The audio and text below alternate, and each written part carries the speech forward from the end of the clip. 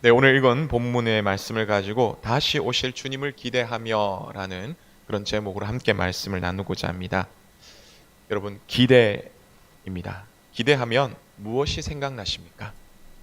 시험을 친 자녀들은요, 시험 성적과 또한 합격 소식이 굉장히 기대가 되겠죠. 그럼 또 적금을 드신 분들은 언제가 기대가 될까요?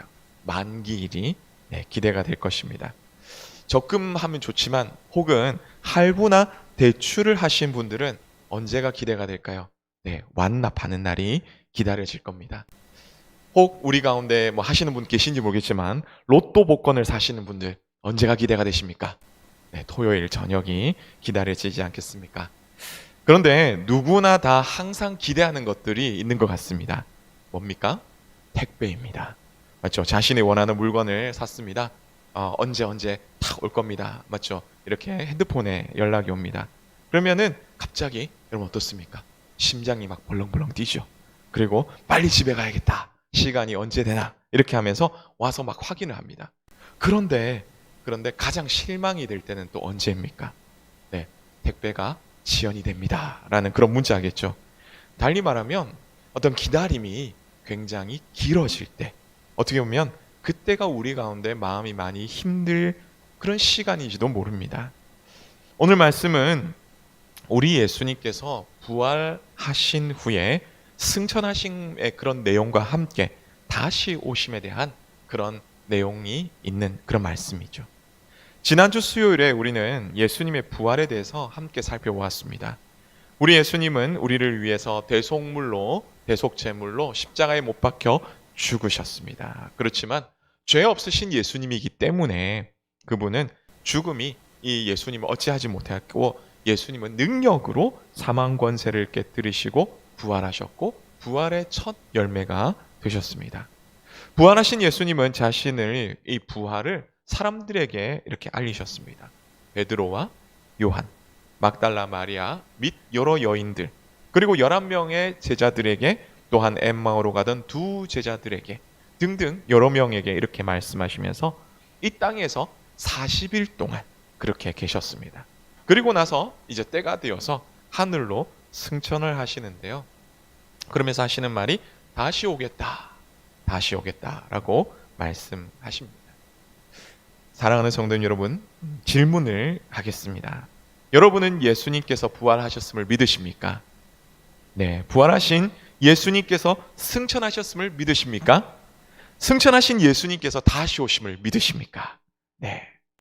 우리가 사도신경에서 고백하듯이 장사된 지 사흘 만에 죽은 자 가운데서 다시 살아나셨으며 하늘에 오르시어 전능하신 아버지 하나님 우편에 앉아 계시다가 거기로부터 살아있는 자와 죽은 자를 심판하러 오십니다.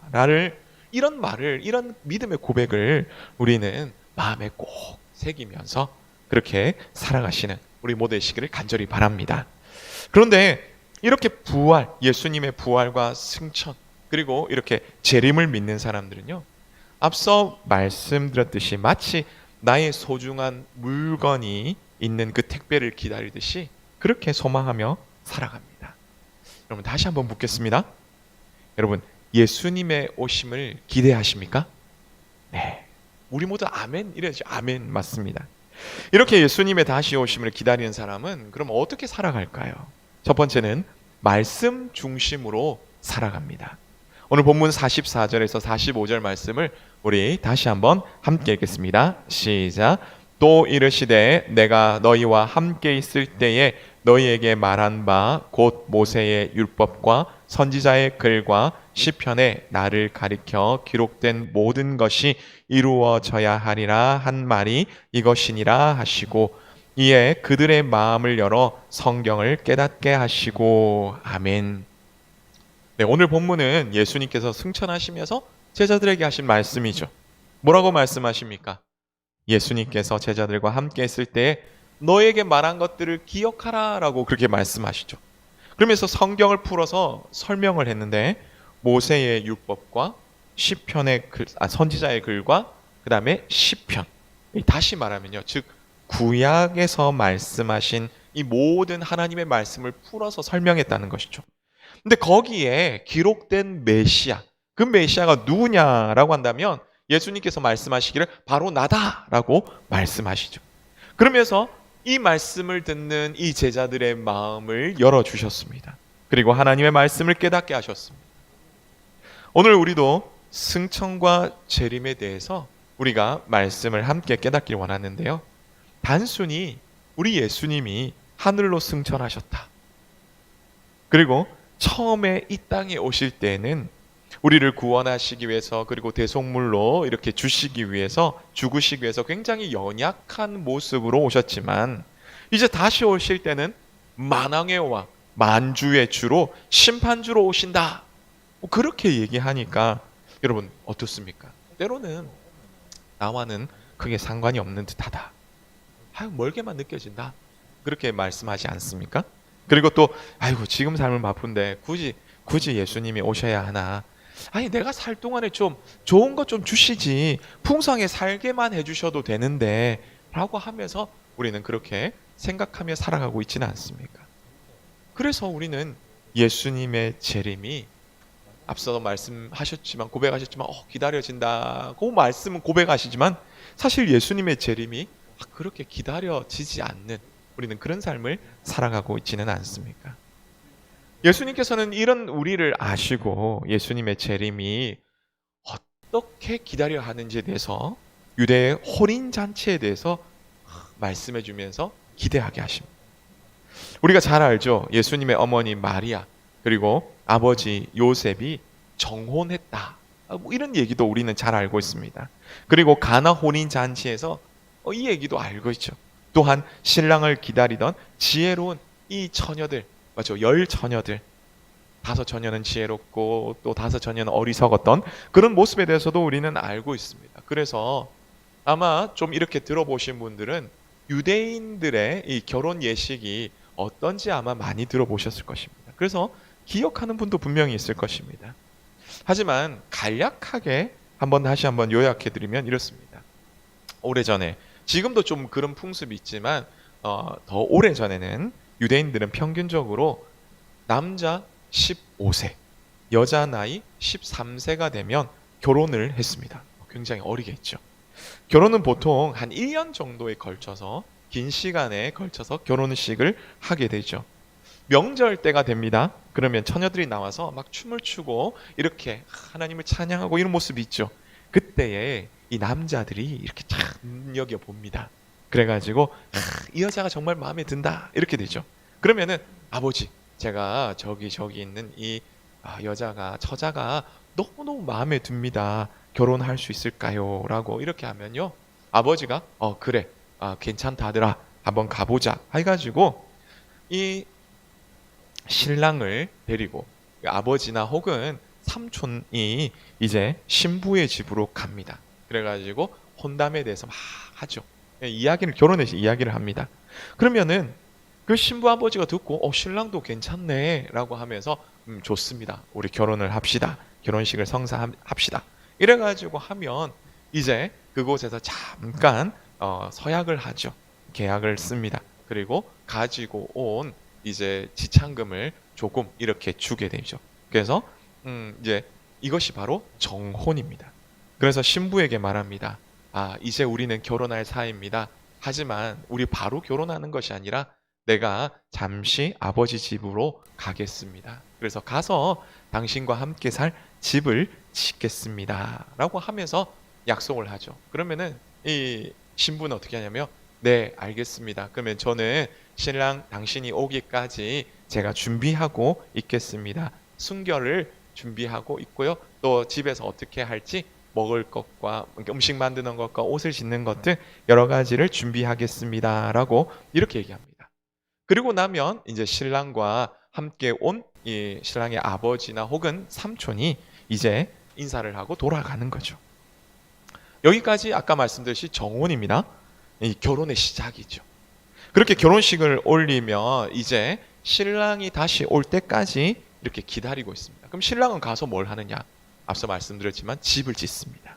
신랑이 집을 이렇게 아버지 집 옆에 탁 짓는데요, 거의 한 1년 정도 걸립니다. 그렇게 한 1년 정도 흐르면 아버지가 쭉 보죠. 야, 우리 아들 이제 좀 집 짓고 또 부인을 데리고 와가지고 살만하겠다라고 하면 아버지가 때가 되어서 이렇게 부릅니다. 얘야, 이리 오너라. 얘 아버지, 이제 때가 되었다. 너 가서 신부를 데리고 와라. 이렇게 하죠. 그래서 얘기를 하지 않습니까? 그때와 그 시는 아무도 모른다. 아들도 모르고 오로지 아버지만 안다. 바로 그런 얘기입니다. 신부를 데려오기 위해서 이제 신랑은 친구들을 막 불러 모읍니다. 그리고 준비 막 해가지고요. 우리나라 치면 함 같은 거를 치고 이렇게 막 갑니다. 그러면은 보면 되게 좀 특별하지 않습니까? 그러니까 멀리서 그 신부가 있는 마을에 사람들이 봅니다. 그러면 야, 누구 집 신랑 왔는갑다 이러면서 막 소식을 전해줍니다. 소식을 전해주면요, 아, 이제 신부가 우리 나를 맞으러 신랑이 왔구나 이러면서 또 주변에서 이제 친구들을 이렇게 막 모으게 되고 꽃단장을 하게 되죠.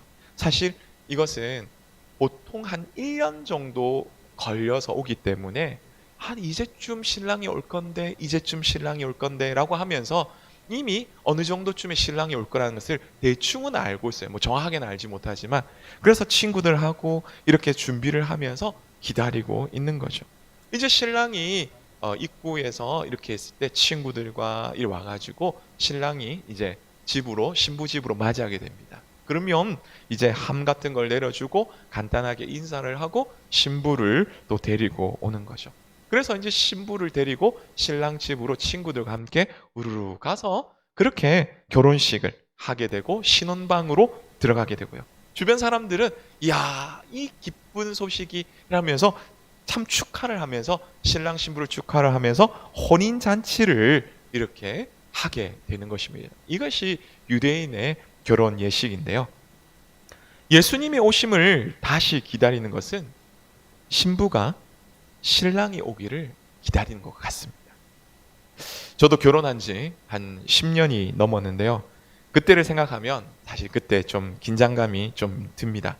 결혼식 전날 생각하니까요, 잠도 잘 못 자고 아침 일찍 일어나가지고 아내를 이렇게 맞이하러 갔던 그런 생각이 나죠. 그래서 결혼식 당일날 가니까 뭘 하냐, 막 꾸미고요. 그 다음에 동선이 이렇게 들어갑니다, 저렇게 들어갑니다, 순서는 이렇게 됩니다, 이렇게 하라 저렇게 하라 막 숙지를 하게 되죠. 그래서 생애 첫 결혼식이었지만 실수 없이 잘 했던 것이 기억납니다. 자, 오늘 우리는 어떻습니까? 우리는 교회입니다. 교회는 신랑 되는 예수님의 재림을 진짜 사랑함과 사모함으로 기다려야 하는 것이죠. 그런 가운데 우리가 말씀을 가까이 해야 하는 이유는요, 바로 그리스도의 신부로서 우리가 잘 알아야 되기 때문입니다. 그래서 어린 양의 혼인 잔치가 문제없이 잘 되기 위해서인 거죠. 여러분, 행복한 삶을 위해서 가풍을 배우며 음식을 만들고 옷을 만드는 등의 이런 많은 것들을 배우는 것처럼 사실 잘 배워야 되는 겁니다. 이런 말씀을 드리면 우리 남자 성도님들은 별로 마음이 와닿지 않지 않습니까? 맞죠? 하지만 조금 슬픈 이야기를 하나 해드릴까요? 요즘식으로 말하면 연세 드신 우리 남자 성도님들은 누가 먼저 가고 혼자 남을 때가 올 수도 있기 때문에, 그렇다고 그런 날이 빨리 온다는 건 아닙니다. 올 수도 있기 때문에 미리 우리 음식 만드는 것과 이런 것들을 배우셔야 되죠. 지금부터 배우셔야 됩니다. 그럼 젊은 남자들, 우리 성도님들 어떻습니까? 가사 분담을 많이 하는 이 시대에 사실 서로 돕기 위해서 이렇게 배워야 하는 것입니다. 여러분, 진짜 아내를 사랑하신다면 연애하면서 결혼할 때 뭐라고 하셨습니까? 손에 물 한 방울도 안 묻히겠다, 이런 말 약속하시지 않았습니까? 그러면서 뭐 했습니까? 고무장갑 사주셨죠. 맞죠? 가사, 그런가, 고무장갑 사주는 것뿐만 아니라, 맞죠? 가사도 잘 배워야 할 것입니다. 자, 이런 마음으로 우리가 하나님을 사모하면서 하나님의 말씀을 가까이 하면서 잘 배우시는 그런 우리 모두의 시기를 간절히 바랍니다. 다음으로 예수님의 다시 오심을 기다리는 사람은 어떻게 살아가야 할까요? 두 번째는 회개하며 살아가야 합니다. 우리 46절과 47절 말씀을 우리 함께 읽겠습니다. 시작. 또 이르시되 이같이 그리스도가 고난을 받고 제3일에 죽은 자 가운데서 살아날 것과 또 그의 이름으로 죄 사함을 받게 하는 회개가 예루살렘에서 시작하여 모든 족속에게 전파될 것이 기록되었으니. 아멘. 한 설교학 교수님이 적은 글을 봤습니다. 제목이 그런 거죠. 금기시되는 설교의 주제들, 이런 건데요. 성도님들이 듣기 좋아하는 설교는 무엇인가? 라고 할 때 사랑, 위로와 격려의 메시지다 라고 얘기합니다. 그러면서 듣기 힘들어하는 설교, 이것은 무엇인가? 라고 했을 때에 죄를 지적하며 혹은 회개를 촉구하거나 지옥에 대한 설교나 헌신을 도전하는 그런 설교 등을 듣기 싫어한다라는 그 얘기를 들으면서 참 마음이 아팠습니다. 그러면서 생각을 했습니다. 예레미야 6장 17절의 말씀에 하나님께서 경고하심에도 듣지 않겠노라 하는 이스라엘 백성들과 같구나. 심지어 예레미야 6장 14절에서 평강하다 말하는 선지자와 제사장의 모습이 오늘 우리의 모습이 아닌가라고 하면서 한번 생각하며 마음을 좀 아팠던 그런 시간을 보내었습니다. 요즘 청년부에서요, 누가복음에 대해서 함께 말씀을 나누고 있습니다. 그렇게 오래되지 않아서 1에서 3장까지 함께 나눴는데요. 예수님이 오시던 때가 그냥 우리는 그 때가 되어서 오셨겠다라고 생각하지만 그때가 보통의 때가 아님을 말씀을 연구하면서 또 말씀을 청년들과 함께 나누면서 새롭게 느꼈습니다. 오늘과도 마찬가지입니다. 힘과 권력이 지배하는 시대죠. 성공과 쾌락을 추구하던 바로 그런 시대였습니다. 로마의 첫 번째 황제가 누구냐면요, 우리가 잘 아는 가이사 아구스토입니다. 두 번째 황제가 이 디베료 황제입니다. 그리고 또 유대 총독이 누구입니까? 우리가 사도신경 때 고백하듯이 본디오 빌라도, 맞죠? 이런 사람. 그뿐만 아니라 그 시대 왕들이 누굽니까? 헤롯 대왕입니다. 그리고 그의 아들들이죠. 당시에 대제사장이 어떻습니까? 원래 대제사장은 한 명밖에 안 됩니다. 그럼에도 불구하고 대제사장직에 부정과 부패로 자리를 잃어버린 안나스, 그리고 바지 사장 같은 바지 대제사장인 안나스의 사위 가야바, 이들이 세상을 움직이는 것은요, 어떻게 보면 돈과, 맞죠? 권력과 이런 힘의 논리로 이 세상이 흘러간다, 세상은 그렇게 흐르는 것이다라고 그렇게 사람들에게 막 말하고 있고 주장하고 있었습니다. 그래서 정치와 종교가 다 타락해버렸습니다. 그런 상황에서 하나님은 말씀하십니다. 세상은 힘의 논리로 움직이는 것처럼 보이지만 실제로는 하나님이 움직여간다. 하나님이 움직여간다라고 말씀하시죠. 그렇게 하나님은 언약의 성취를 이루어 가시는데요, 세상을 움직이시는 그 하나님의 지혜와 그 하나님의 힘으로 움직여 간다라고 계속해서 예수님을 통해서 말씀하고 있습니다. 그때 세례 요한과 예수님이 세상에 외친 말이 무엇입니까? 회개하라! 천국이 가까이 왔다라는 바로 그 말씀이죠. 지금까지 너희가 쫓아가던 돈과 권력과 성공과 쾌락, 이거 다 중요하다고 생각하지만 사실 그 무엇보다도 더 중요한 것 바로 하나님입니다.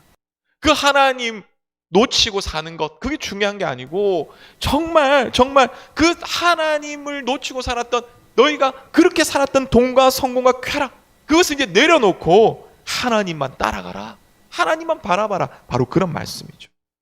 이렇게 함으로 그리스도의 신부로서 성결과 순결을 지켜가라는 바로 그런 말씀입니다. 사랑하는 성도 여러분, 이런 회개가 어떻게 우리에게 임하게 될까요? 그리스도가 고난을 받고 제3일에 죽은 자 가운데서 살아날 것과 그 이름을 믿음으로 죄 사함을 받을 것이다 라는 그 말씀이죠.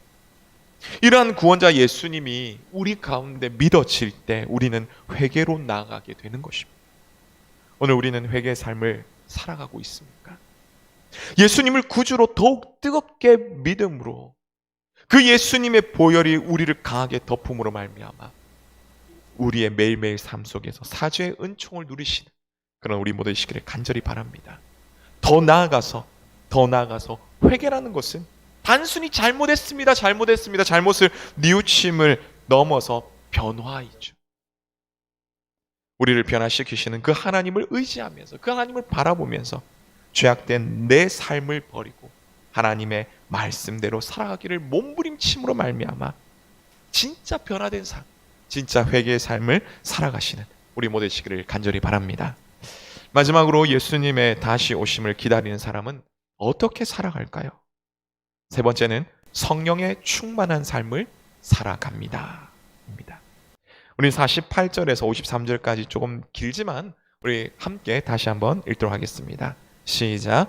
너희는 이 모든 일의 증인이라.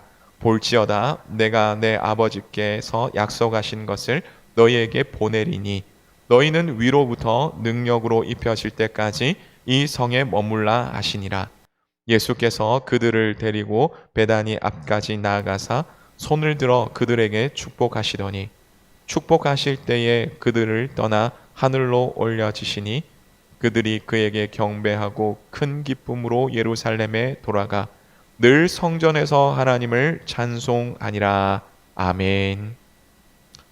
예수님을 믿음으로 우리 속에 예수님의 영이라고 불리며 또 다른 보혜사라고 불리는 바로 성령님께서 우리와 함께 계십니다. 오늘 이 말씀은 12제자에게 하신 말씀이며 또한 사도행전을 바라보면요 120명의 제자들에게 하신 그런 말씀이죠. 그럼에도 불구하고 오늘 우리에게 주신 그 약속의 말씀이 되는 것은 무엇 때문일까요? 삼위일체 하나님께서 우리와 함께 하시기 때문입니다. 갈라디아서 2장 20절 말씀처럼 믿음 안에서 우리가 예수님과 함께 십자가에 못 박히고 그래서 죽고 예수님이 다시 살아나실 때에 그때 우리가 함께 살아났기 때문입니다.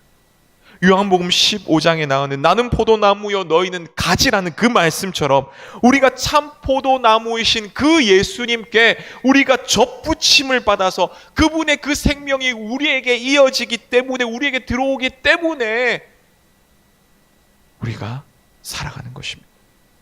그러므로 약 2000년이 지난 지금 이 시대에 우리가 살아가고 있지만 그럼에도 불구하고 예수님의 증인으로 우리가 살아가는 바로 그 이유가 이러한 이유이기 때문입니다.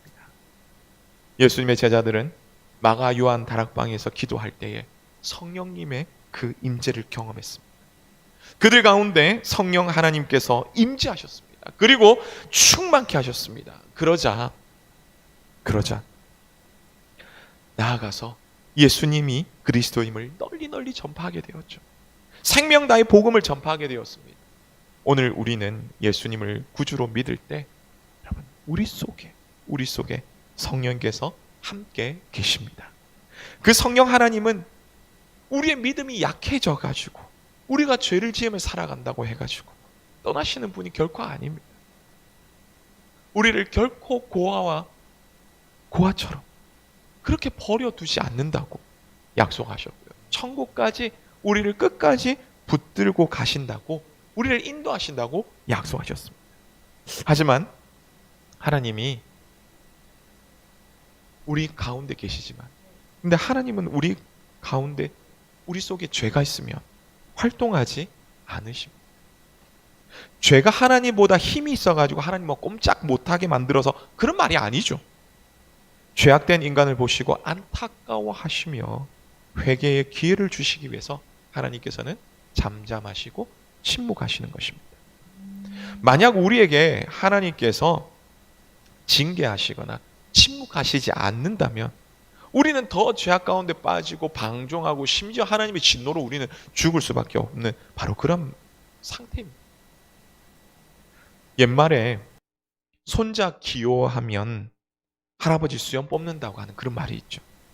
잘못했을 때 야단치지 않으면 버릇없이 행동한다는 바로 그런 말입니다. 죄악된 우리가 무슨 선한 것이 있어서 스스로 회개하며 하나님을 찾겠습니까? 그러게 하나님께서는 징계하시거나 아니면 침묵하시는 거죠. 그렇다고 해가지고 하나님께서는 우리를 그냥 내버려 두시는 것 아닙니다. 우리 속에 계신 성령님께서 말할 수 없는 탄식으로 우리를 위해서 기도하시며 우리가 회개하고 하나님 앞으로 나오기를 그렇게 원하시면서 우리를 이끌어 주셔서 우리로 하여금 죄를 회개하게 만드시는 것이죠. 그런데 우리가 잘못된 길을 떠나 늘 하나님만 찾고 하나님과 동행하며 살아간다면 여러분 어떻겠습니까? 하나님께서 우리 가운데 은혜를 베푸시는데요. 에베소서 6장 말씀처럼 성령의 충만함으로 하나님의 전신 갑주를 입고 마귀를 이기며 악한 영들을 이기며 세상을 이기는 그런 믿음의 사람으로 만들어 주시는 것입니다. 그렇게 되기 때문에 우리는 패잔병이 아니라 오히려 승전가를 부르면서 하나님과 함께 하나님을 찬송하며 그 은혜를 누리게 될 것이죠. 성령 충만하여 이런 기쁨을 누리시는 그런 우리 모두 되시기를 간절히 바랍니다. 오늘 우리는 부활하시고 승천하신 예수님 그리고 다시 오실 예수님에 대해서 말씀을 생각했습니다. 하지만 예수님이 승천하신 지가 벌써 2000년이 흘렀습니다. 언제 다시 오실지 고대는 하고 살아가지만 사실 우리 역시도 믿음이 흔들리지 않습니까?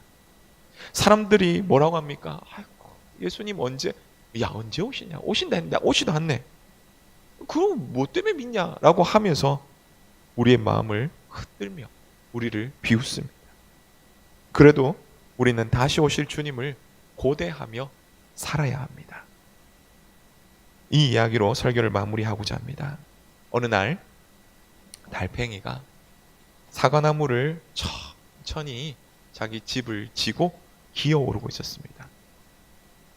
더듬거리며 정말 한 시간에 몇 센치 안 되는 그런 움직임으로 올라가고 있는데요. 높은 나무 위로 계속해서 올라가고 있었습니다. 그때 나무 틈새에 벌레가 있었습니다. 벌레가 딱 보고 달팽이네? 이러면서 말을 하죠. 야, 이 느린 뭐야? 너 쓸데없는 시간 낭비하지 말고 쓸데없는데 힘 쏟지 마.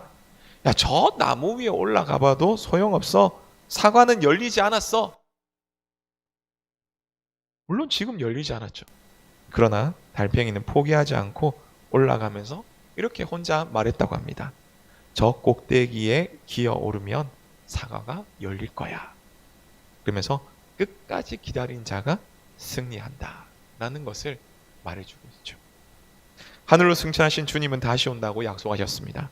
예수님은 그 약속대로 반드시 오십니다.